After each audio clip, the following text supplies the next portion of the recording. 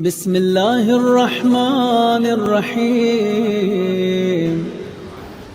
کچھ ایسی ندامتیں ہیں جن کا پھر فائدہ بھی نہیں۔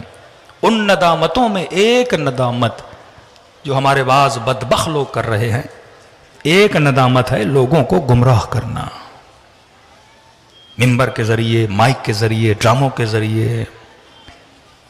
اب ایک آدمی نے کوئی ایسا ڈرامہ بنایا، کوئی ایسا گانا بنایا، کوئی ایسی کتاب لکھی کہ اس نے کئی لوگوں کو گمراہ کر دیا۔ اب یہ مر بھی جائے نا، اللہ کو کہے پروردگارہ مجھے معاف کر دے، معاف کر دے، یہ کیونکہ آتا ہے حقوق العباد میں آتا ہے۔ اگر آپ نے کسی کا برین واش کر دیا، جنرل ضیاء لاکھ توبہ کرے معافی نہیں ہے۔ کیوں؟ کیونکہ اس نے پوری سوسائٹی کے اندر زہر بھر دیا نا، مسلمان کو مسلمان کا دشمن بنا دیا، فرقہ واریت اس ملک میں عام کر دی۔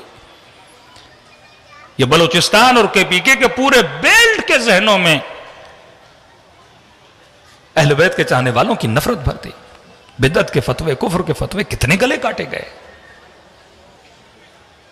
یہ تاریخ کے واقعات امتوں کے لیے وَاعْتَبِرُوا يَا أُولِي الْأَلْبَابِ، اللہ کہتا ہے ہر چیز دنیا ریپیٹ ہو رہی ہے، آج رات ہے کل پھر رات ہوگی، دن ہوگا پھر دن آئے گا، ہر چیز ریپیٹ ہو رہی ہے۔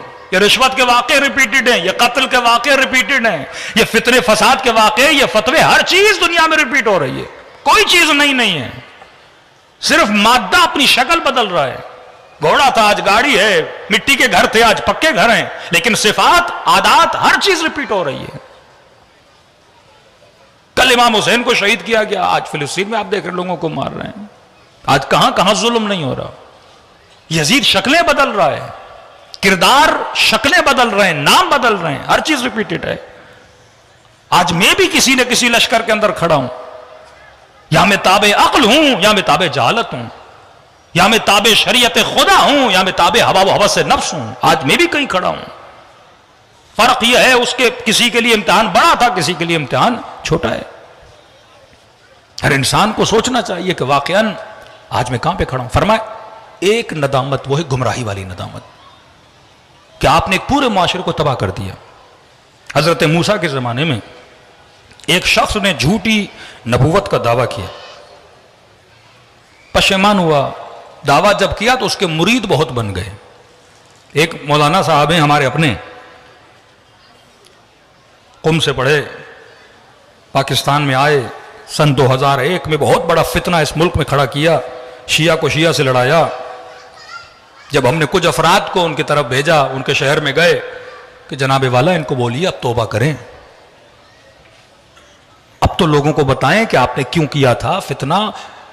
پیغام بھیجا کہ قبلہ ہم اتنا آگے بڑھ چکے ہیں، اب پیچھے آئیں گے تو مارے جائیں گے، کوئی اور مارے نہ مارے ہمارے مرید خود ہمیں مار دیں گے، ہم نے وہاں لا کے لوگوں کو کھڑا کر دیا ہے۔ اس نے جھوٹی نبوت کا دعویٰ کیا اور اتنے مرید بن گئے کہ ان کو نبی ماننے لگے۔ جب پشیمان ہوئے کہ بدبخت تم نے کون سا کام کیا ہے، آخرت اپنی تباہ و برباد کر دی، اور اللہ کے دربار میں توبہ کی کہ خدایا میں نے غلطی کی، مانتا ہوں۔ مریدوں کو بلایا اور مریدوں کو کہا کہ مجھ سے بہت بڑی غلطی ہو گئی، میں نبی نہیں ہوں، میں جھوٹا ہوں، میں نے جھوٹا دعویٰ کیا۔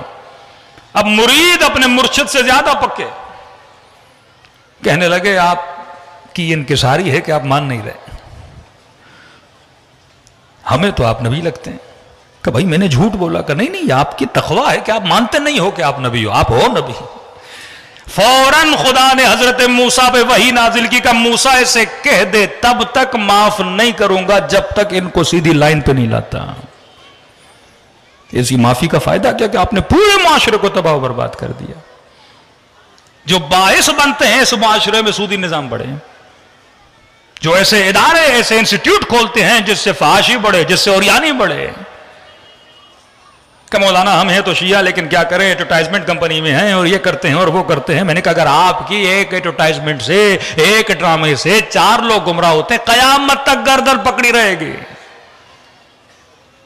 اب لاکھ اس ملک کے گلوکار مر جائیں اور اللہ کو کہے خدایا اب ہم توبہ کرتے ہیں، بہت مشکل ہے ایک بندے کے لیے جس نے پورے دنیا کو اور ملک کو تباہ و برباد کیا گمراہی میں، اب آخری زندگی میں کہ توبہ کرتا ہوں، اپنی کیسٹس کتنی چلائے گا، کہاں کہاں تک اپنی غلاظت کو مٹائے گا۔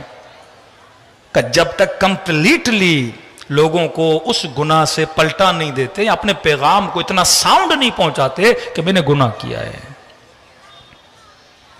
وقت